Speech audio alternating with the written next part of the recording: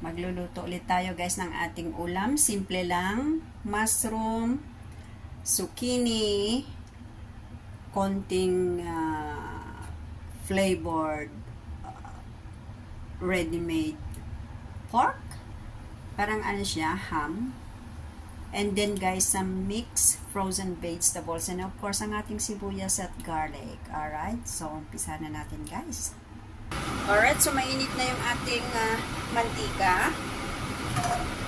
Pwede na tayo guys. Una, syempre, ang garlic at ang sibuyas. Mabilis lang ito guys. Kasi ayaw natin ng matanghal. Mabilis lang lutuin ang ulam natin guys. Simple-simple lang, gulay-gulay. O, diba? Mas healthy naman yan. Thank you so much for watching. Sana magustuhan ninyo itong ulam natin kahit na simple. Masarap naman. Ayan.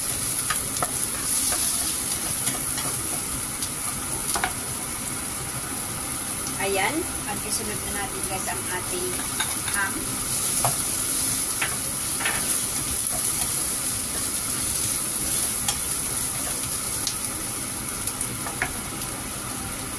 Ayan guys, pwede na natin ilubog ang ating mushroom.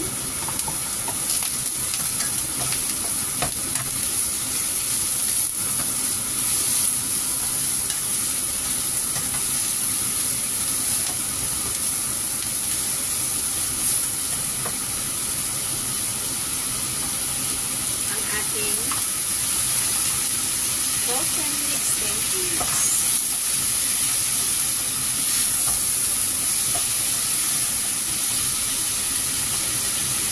At ilagay na natin guys ang ating zucchini. Oh, I love zucchini.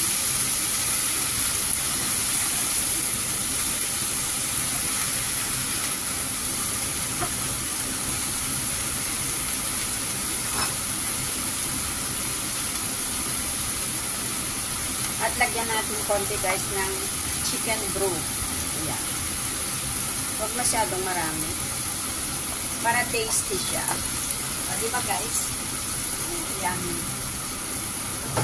And then, takpan natin saglit guys.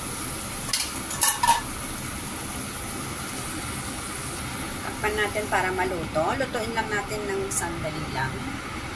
Ang zucchini guys is madali lang maluto.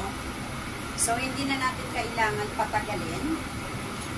At ngayon naman guys, mag-mix tayo ng sauce.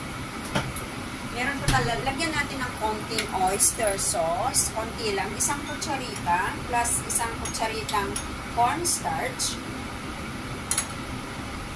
I-mix lang natin well. Ayan.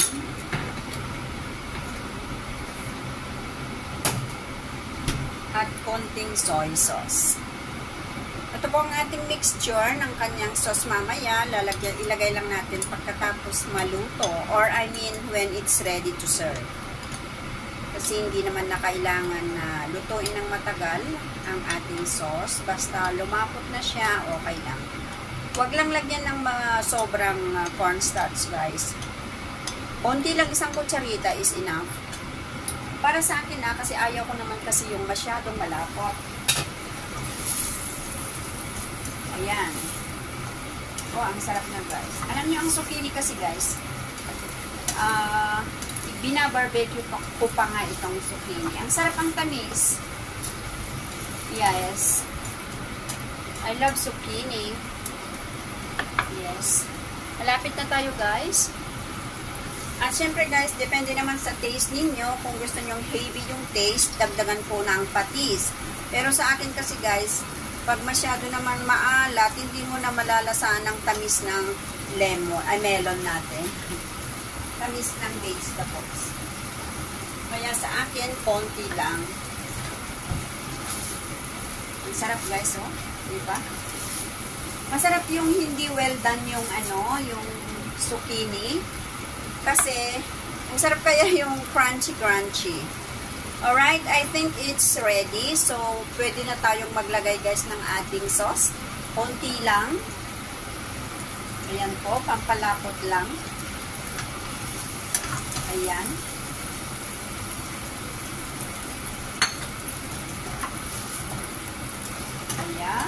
Wow, sarap talaga. Wow. So, diba guys?